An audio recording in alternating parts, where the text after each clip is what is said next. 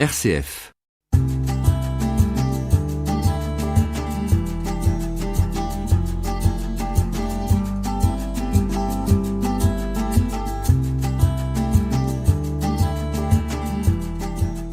L'exposition du moment au musée de la faïence de Quimper est consacrée à Jeanne Malivelle, artiste bretonne du début du XXe siècle, morte très jeune, à l'âge de 31 ans. Une exposition qui l'intitule comme pionnière de l'art moderne breton. On va présenter cette exposition avec le conservateur du musée Bernard Verlingue. Bonjour. Bonjour. Quand vous dites pionnière, quand vous choisissez cette présentation, pionnière de l'art moderne breton, ça se retrouve tout au long de cette exposition. Vous montrez à travers ses œuvres à quel point elle a été pionnière. Oui, tout à fait. Il faut se replacer dans le contexte. En fait, là, par exemple, ici, nous sommes devant le mobilier qu'elle a pu faire. Et vous voyez qu'on est totalement à l'opposé de ce qui se faisait à l'époque, qu'elle qualifiait d'ailleurs de bignouzerie, avec les meubles à rouer, etc., etc. Et donc là, elle va complètement moderniser l'ensemble du mobilier breton, avec des choses qui sont d'ailleurs proches de ce que faisait Macintosh en Écosse à cette époque-là. Et puis, elle va également réaliser des textiles avec ses meubles. Vous voyez que nous avons quelques rouleaux d'impression de textiles, et avec un but qui est constant chez elle, qui est de renforcer et de favoriser l'artisanat local pour que les jeunes filles puissent trouver du travail sur place et rester sur place plutôt que d'aller faire, je dirais, les bécassines à Paris. Ça, c'est important, on y reviendra. Elle a eu l'occasion de s'installer à Paris, elle a été reçue dans une grande école à Paris, mais fait le choix de revenir en Bretagne. Oui, voilà, c'est ça. En fait, Jeanne Malivelle les parents de Jeanne Malivelle vont découvrir tout de suite son talent qu'elle a pour le dessin, ainsi que Madame Jiquel, qui est professeure de dessin à l'Oudéac, et qui va lui donner des cours.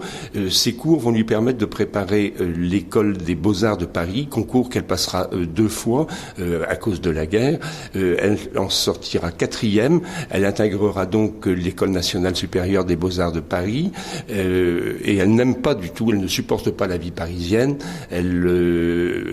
Paris l'intéresse par ses musées, mais c'est tout. Et dès qu'elle le peut, elle revient donc diplôme en main à l'Oudéac, où elle donnera des cours à Rennes, donc des cours de gravure sur bois. Le dessin, c'est un don presque inné chez elle, elle est autodidacte ?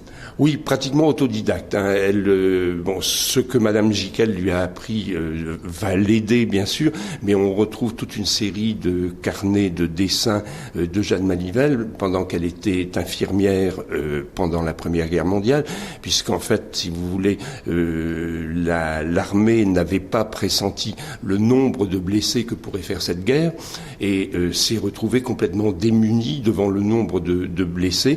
Il a donc fallu les rapatrier ici et là dans les campagnes, et l'Oudéac avait donc 2 hôpitaux pour recevoir les blessés, et Jeanne Malivelle y sera infirmière, donc, et profitera de ces moments de repos pour croquer un certain nombre de soldats avec des particularités, c'est-à-dire qu'on va retrouver par exemple des chasseurs alpins, on va retrouver des zouaves, des costumes qu'elle ne connaît pas, des langues qu'elle ne connaît pas non plus, c'est assez surprenant, et elle va donc mener ce combat, je dirais, avec beaucoup de dextérité. Et sa sœur également sera infirmière à l'Oudéac également.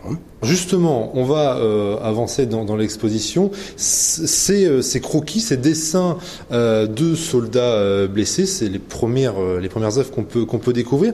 Ça, quel but ? Alors, je sais pas si elle avait beaucoup de temps libre pendant la Première Guerre entre des interventions auprès de ces blessés, mais est-ce qu'elle veut garder une mémoire de ces moments tragiques pour la France ? Je pense que le dessin peut être considéré comme un de ses moyens d'expression. Donc, en fait, c'est une façon simplement de s'exprimer que de reproduire ce qu'elle peut voir à cette époque-là. Est-ce qu'elle fait partie de ces personnages qui, je dirais, parlent à travers leur dessin et s'expriment peu oralement ? C'est plus comme ça qu'elle s'exprime ? Non, je pense pas. Jeanne Malivelle était quelqu'un qui s'exprimait, qui avait des opinions, qu'elle défendait fortement d'ailleurs. Et c'est ainsi d'ailleurs qu'elle créera et qu'elle prendra en main le mouvement des Seiz Boire. Elle veut donc que les jeunes bretonnes restent au pays. Vous en parlez tout à l'heure, c'est très important pour elle qu'elles n'aillent pas faire les bécassines à Paris. Oui, tout à fait. Ça, c'est un peu le leitmotiv, l'idée principale de son action, hein, qui est systématiquement de créer donc des produits qui peuvent être fabriqués sur place. Ça va être le cas du textile, on l'a vu, mais ça va être également le cas de la broderie, où elle laissera derrière elle de nombreux projets. En fait, la vie de Jeanne Malivelle, c'est principalement des projets et malheureusement pas beaucoup de réalisations. Oui, alors me vient en tête ce slogan vivre, décider et travailler en Bretagne. Alors toute proportion gardée, et ce n'est pas les mêmes époques, mais elle a été un peu bonnet rouge à son époque. Oui, tout à fait. Oui, c'est tout à fait ça. Et elle a réussi. Elle a réussi. Il y a beaucoup de jeunes filles dans la région de Loudéac qui leur doivent je dirais leur survie, non, mais qui doivent à Jeanne Malivelle d'être restées dans leur pays et de travailler dans leur pays. L'exposition temporaire au musée de la Faïence à Quimper s'intéresse à l'œuvre de Jeanne Malivelle, artiste bretonne du début du XXe siècle aux talents multiples. Le conservateur Bernard Verlingue nous accompagne.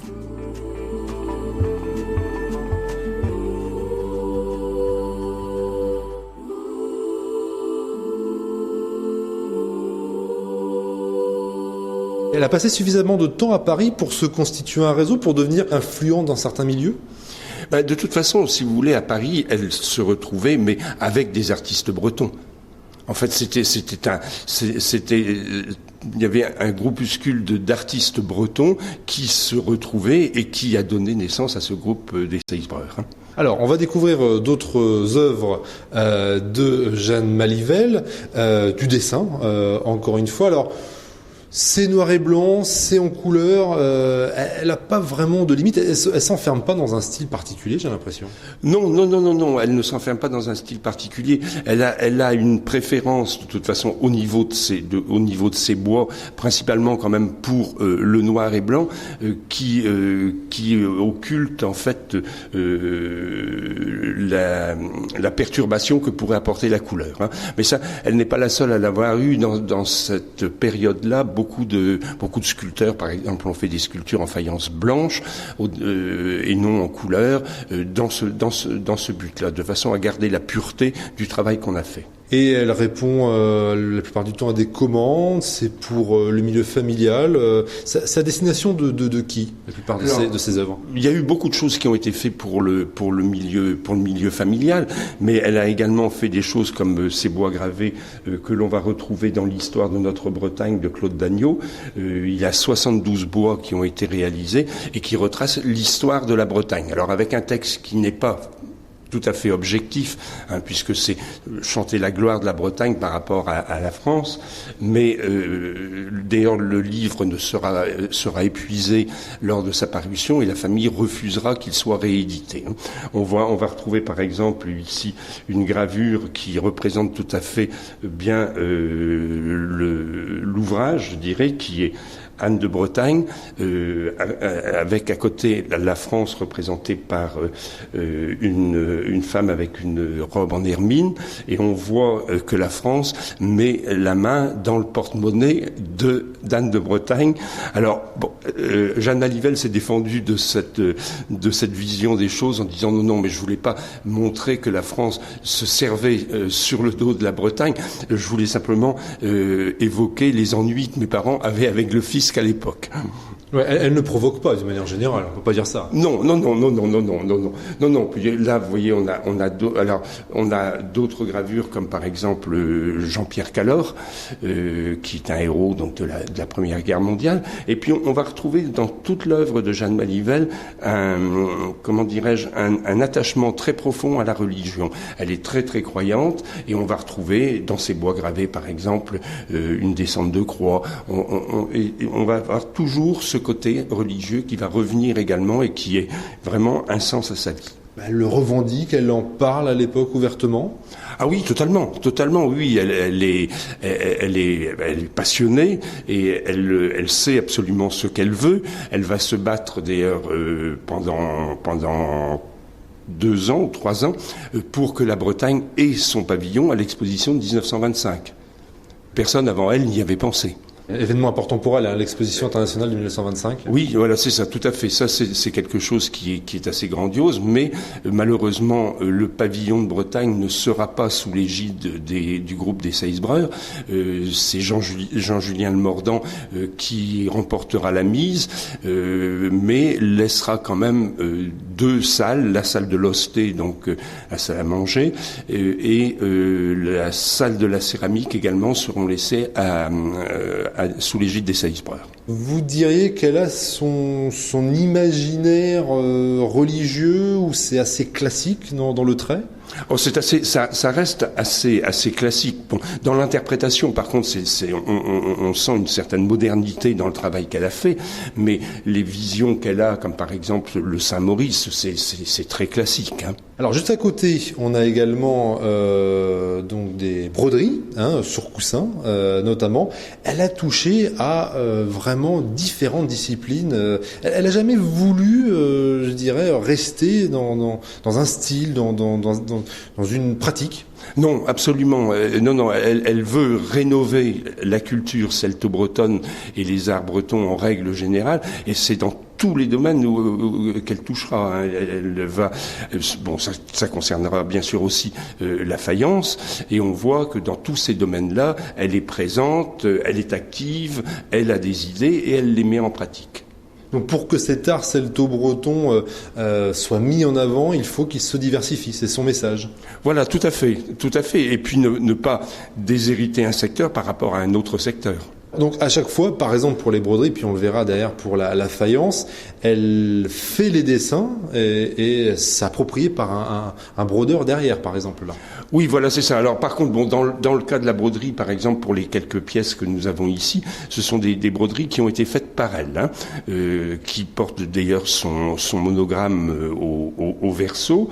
On voit qu'il y a une influence également de l'art irlandais à travers cette broderie-là, hein, où elle va suivre les idées, par exemple, de James Bouillet, qui est qui fait partie des Seisbreurs de la première heure, et qui, lui, va inspirer ses productions du Book of Kells, le livre des moines irlandais, dont il est un des tout premiers Européens à avoir eu l'accès. Hein.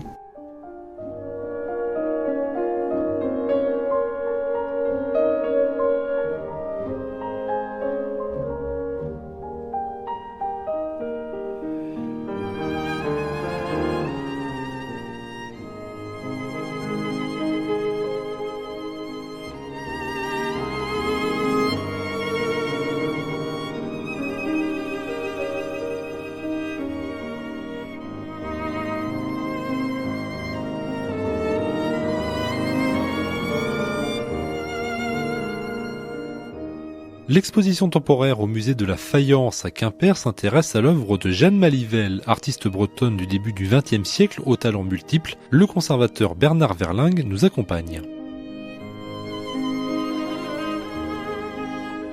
On va aller vers les broderies un peu plus modernes pour préciser que l'exposition a été rendue possible également par une collaboration avec l'école de broderie de Pascal Jaouen qui est juste à côté. Alors expliquez-moi, ça a été mis au goût du jour, ce qu'elle avait pu aussi laisser comme croquis, comme esquisse? Ah oui, tout à fait. Regardez par exemple cette broderie qui a été refaite. Vous avez le projet qui est là, et vous voyez que c'est vraiment très très moderne. On a l'impression comment dirais-je, d'être pratiquement à New York avec ses tours. Hein. C'est vraiment très très moderne.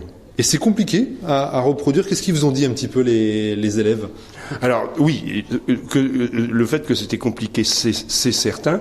Il y a le style du détail notamment. Il y a le style du détail, et puis par contre, effectivement, ce qui les ont surpris surtout, c'est la modernité du travail qu'ils ont eu à faire. On va se tourner vers les faïences qui sont derrière. Alors nous sommes au musée de la faïence, mais on a pu le laisser penser depuis le début de cet entretien, Bernard Bernard Verlingue, vous n'avez pas laissé la part belle qu'aux faïences, qu'aux ornements de faïence de Jeanne Malivelle. Finalement, c'est l'ensemble de son œuvre déjà qui est mis en avant, qui est mis à l'honneur. Et finalement, il y en a eu peu de faïences ornées par Jeanne Malivelle. Il y en a eu très peu. Ça a été même relativement difficile, je dirais, de trouver quelques exemples de pièces de faïence. Elle a donc modernisé des décors traditionnels de chez Henriot, mais c'est un travail qu'elle a fait pour sa famille. Donc là, les pièces sont restées dans la famille. Et puis, elle va créer ce fameux service octogonal pour l'exposition de 1925. Mais c'est un travail très long. En fait, il faudra pratiquement 3 ans pour élaborer cet embryon de service. Et ces pièces-là, à part une des pièces, sont uniquement conservées dans la famille également. Il n'y a pas eu de suite de données par la faïencerie Henriot à ces projets de Jeanne Malivelle, ce qui est vraiment très très dommage parce que c'est vraiment très moderne, c'est plus qu'agréable à regarder et donc malheureusement il n'y aura pas de suite. Alors, pourquoi c'est si long? Pourquoi 3 ans par exemple jusqu'à la réalisation? Alors il y a plusieurs explications. Une des premières explications, c'est que la faïencerie Henriot vient de recruter un directeur technique qui est Victor Lucas et qui va avoir beaucoup de choses à mettre en chantier avant de pouvoir commencer réellement à pouvoir créer. Ça, c'est le premier point. Et puis le deuxième point, c'est qu'il y a beaucoup d'artistes qui ont demandé à Henriot comme chez HB, d'ailleurs c'est un peu la même chose, mais beaucoup d'artistes ont fait des demandes de création pour ce fameux pavillon de 1925, donc ça faisait quand même une masse de travail assez conséquente.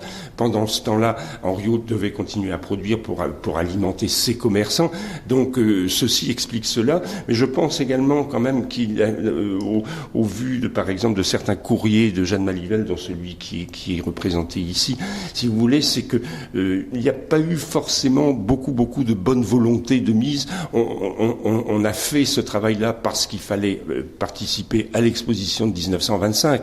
C'était un titre honorifique, je dirais, pour la faïencerie, mais je suis pas convaincu qu'on y ait mis quand même tout à fait autant d'énergie qu'il aurait fallu le faire. Hein. Et puis Jeanne Malivelle est morte très jeune, on le disait, 31 ans d'une maladie. C'est important de la rappeler, finalement, ça a stoppé net son œuvre, sa carrière. Oui, tout à fait. De toute façon, ce qui s'est produit pour beaucoup de projets de Jeanne Malivelle, parce qu'on retrouve toujours cette notion de projet, c'est que il y a eu un certain nombre de projets de Jeanne Malivelle qui ont été repris par le couple Creston au décès de Jeanne Malivelle. Et d'ailleurs, souvent dans la famille, on dit mais attendez, ça c'est pas de Suzanne Creston, c'est de Jeanne Malivelle. Donc il y a ça sort de son esprit. Ça sort, voilà, exactement. Et on retrouve d'ailleurs dans les petits croquis qu'on a là, on retrouve alors là on le voit pas parce que c'est au verso, mais on retrouve par exemple une assiette qui est un modèle qu'éditera Suzanne Creston après le décès de Jeanne Malivelle. Donc on a puisé quand même beaucoup dans les projets qu'elle a fait. Un petit peu comme pour les broderies dont on parlait tout à l'heure, effectivement, elle a laissé des dessins, des croquis, et puis derrière, certains artistes s'en sont emparés, quoi. Voilà, tout à fait. Alors ici, par contre, on a la planche de modèle qui est là, et des faïences qui ont été réalisées aujourd'hui par la faïencerie Henriot. L'exposition temporaire au musée de la Faïence à Quimper s'intéresse à l'œuvre de Jeanne Malivelle, artiste bretonne du début du XXe siècle aux talents multiples. Le conservateur Bernard Verlingue nous accompagne.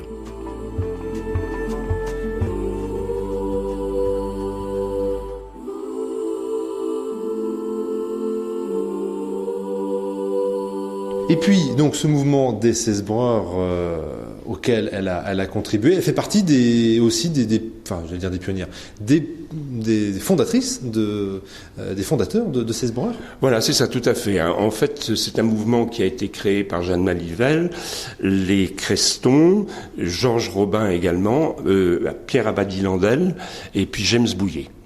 Et donc on a essayé de représenter pour évoquer donc ce mouvement des Seisbreurs, on a représenté un certain nombre d'artistes qui sont là. Donc Abadi Landel avec un jeu d'échecs, Creston avec ce fameux groupe des porteurs de bannières, où il voulait montrer l'opiniâtreté du peuple de Bretagne, n'hésitant pas à lutter contre les éléments. Donc c'est tout un programme. Suzanne Creston avec ce plateau à asperges, qui là peut-être aussi pour rappeler qu'elle est originaire de Sancerre. Georges Robin avec cette bigoudaine qui est assez fantastique d'ailleurs, hein, qui malheureusement également n'a pas été tiré à beaucoup d'exemplaires. Et puis James Bouillet, donc avec ses plats inspirés du Book of Kells. Alors, Arceisbreur, les 7 frères en français, ce mouvement moderniste, hein, d'artistes bretons pour l'époque. En quoi elle a influencé Jeanne Malivelle? En quoi elle a apporté sa touche? Alors tout d'abord, la première chose qu'il faut savoir, c'est que donc la dénomination Arceisbreur, c'est un clin d'œil aux 7 saints évangélistes de la Bretagne. Ça c'est la première chose. Et puis la deuxième chose, c'est que Arceisbreur, c'est un conte que racontait la grand-mère de Jeanne Malivelle à sa petite fille, et elle l'a retranscrit donc en gallo, en langage gallo, puisque Jeanne Malivelle, elle ne parlait pratiquement pas breton, hein. C'était le côté gallo, comme comment dirais-je, comme Robin également, et donc il y aura cette particularité-là où ils se mettront carrément à apprendre le breton, mais donc le langage principal c'est le gallo, hein. Et donc Jeanne Malivelle va publier ce fameux conte des Seisbreurs, et on voit que c'est comment dirais-je, c'est elle qui mène tout ce beau monde à la baguette, hein, toujours donc dans le milieu parisien, puisque on ne pouvait pas faire autrement, et donc c'est les premières directives, les premières directives de ce mouvement-là sont données par elle, hein. Pour finir, Bernard Verlingue, comment vous définiriez Jeanne Malivelle? Est-ce que de consacrer l'exposition temporaire ici au musée de la Fayence de Quimper, alors c'est une reconnaissance bien sûr, mais c'est une admiration pour elle à titre personnel? Ah bien sûr que oui. Et il faut quand même aussi préciser une chose, c'est que cette exposition a été possible grâce à l'association des amis de Jeanne Malivelle et à Gwen Lecoing, qui est une arrière-petite nièce de Jeanne Malivelle, et qui a repris le flambeau. Donc, d'ailleurs, je tiens à la remercier pour le sérieux coup de main qu'elle m'a donné pour monter cette exposition. Mais c'est vrai que devant un tel travail, on ne pouvait pas occulter ce qu'a fait Jeanne Malivelle. Et c'est la première exposition concrète sur Jeanne Malivelle. Et donc retracer son œuvre, c'est se replonger un siècle en arrière. C'était une femme de son temps, vous diriez cela? Ah, je pense qu'elle était en avance sur son temps, hein. Je pense que non, trop parfois peut-être, j'ai l'impression. Peut-être, oui, peut-être, mais elle était très en avance sur son temps, et je pense que ça a dû remuer beaucoup de choses quand on voit les meubles qu'elle a fait, ces artisans qui n'étaient pas accoutumés du tout à faire ce genre de mobilier, qui vont se retrouver à faire ce genre de choses. Je pense qu'elle était, oui, très en avance sur son temps. Et une artiste souvent incomprise aussi? Non, je ne pense pas. Non, je pense que le sentiment que j'ai à travers les gens qui découvrent cette exposition, ils sont très très surpris, mais ne voient pas tout à fait effectivement le côté moderniste, puisqu'en fait, on compare par rapport à aujourd'hui, on ne compare pas par rapport à l'époque où Jeanne Malivelle l'a fait. Merci Bernard Verlingue, conservateur du musée de la Fayence à Quimper, pour ce tour de l'exposition du moment Jeanne Malivelle, pionnière de l'art moderne breton.